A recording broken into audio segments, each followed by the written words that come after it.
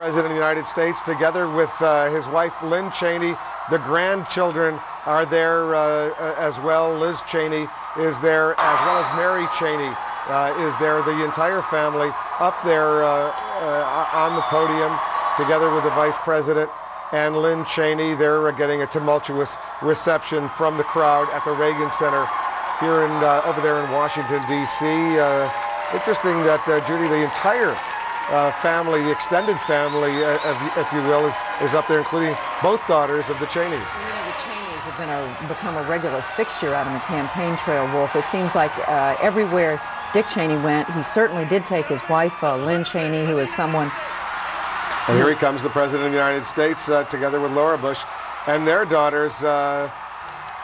President could be giving a speech that will presumably, and Jeff, I want you to weigh in this, presumably try to set the tone for the next 4 years, starting with some conciliation.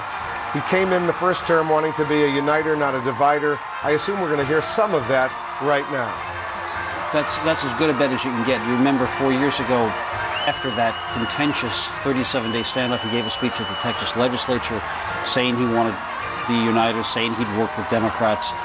There was certainly a feeling in Washington within about a few months that this was going to be a very base-oriented presidency designed to shore up the more consistent conservatives rather than to kind of reach out toward the middle. Certainly today, if there's any day for a conciliatory tone, it's this. The fighting starts when the calendar flips.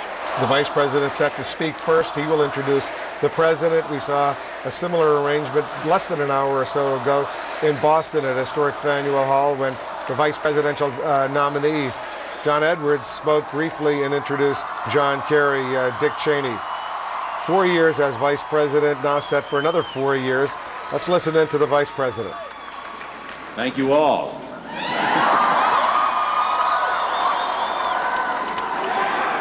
It's an honor for me to be here along with Lynne and our whole family on this very special afternoon. This was an historic election, and once again, I have delivered the state of Wyoming for the Bush-Cheney ticket.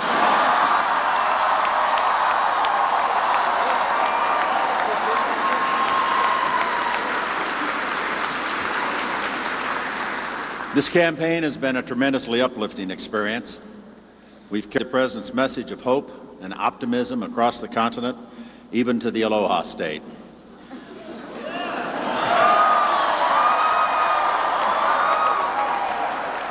We've worked hard and gained many new friends, and the result is now clear: a record voter turnout and a broad nationwide victory.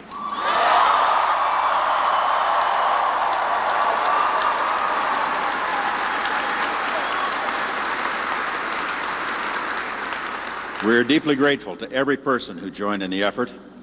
Thanks to you, we've gained seats in the House of Representatives.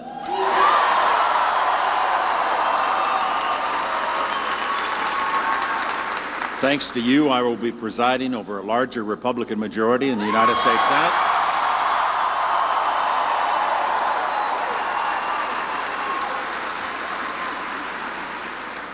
Thanks to you, President George W. Bush won the greatest number of popular votes of any presidential candidate in history.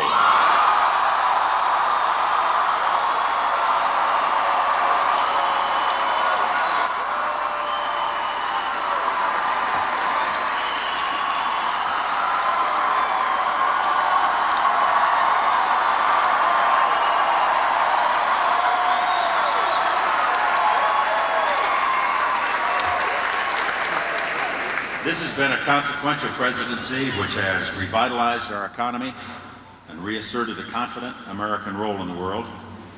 Yet in the election of 2004, we did more than campaign on a record. President Bush ran forthrightly on a clear agenda for this nation's future, and the nation responded by giving him a mandate.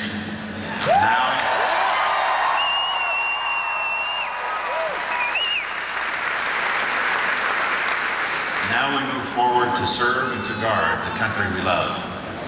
It has been my special privilege to serve as Vice President alongside this exceptional American. He's a man of deep conviction and personal kindness. His leadership is wise and firm and fearless. Those are qualities that Americans like in a president, and those are the qualities we will need for the next 4 years. If ever a man met his moment as leader of this country, that man is George W. Bush.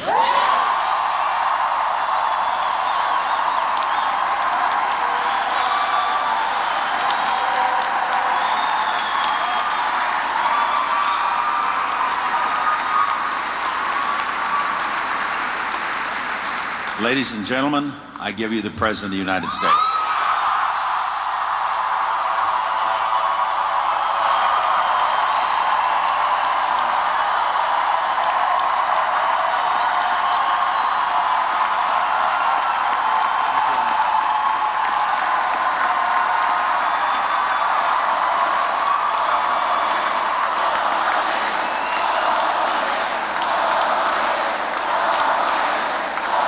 Thank you all.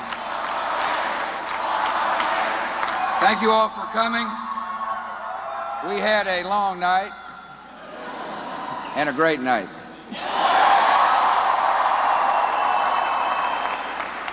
The voters turned out in record numbers and delivered an historic victory.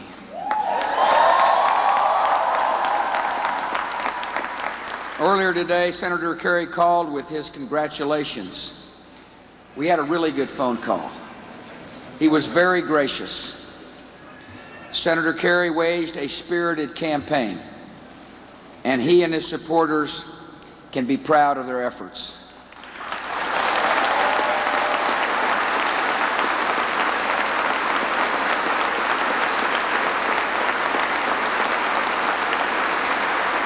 Laura and I wish Senator Kerry and Teresa and their whole family all our best wishes.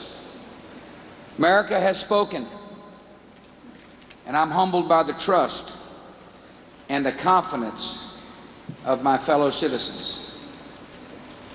With that trust comes a duty to serve all Americans, and I will do my best to fulfill that duty every day as your president.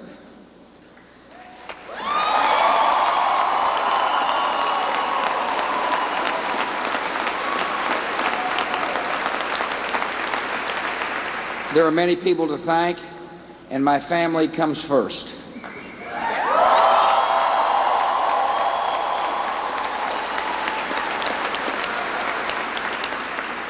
Laura is the love of my life.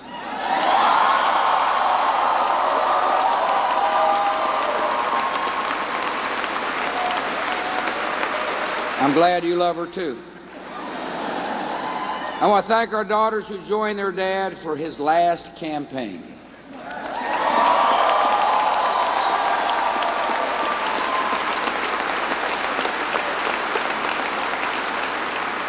I appreciate the hard work of my sister and my brothers. I especially want to thank my parents for their loving support.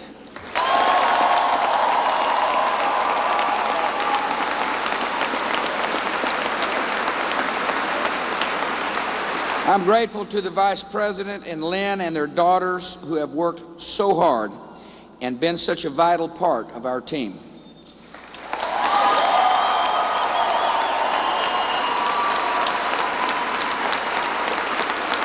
The Vice President serves America with wisdom and honor, and I'm proud to serve beside him.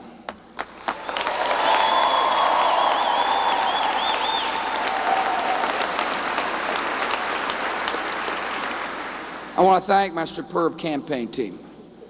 I want to thank you all for your hard work.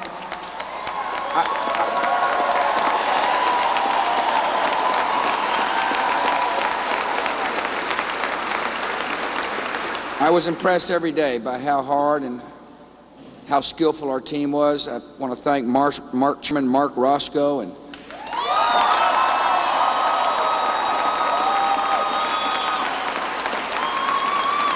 campaign manager Ken Melman,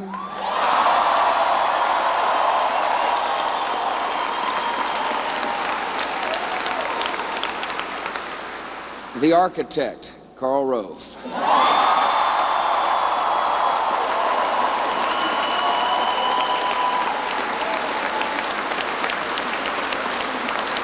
I want to thank Ed Gillespie for leading our party so well.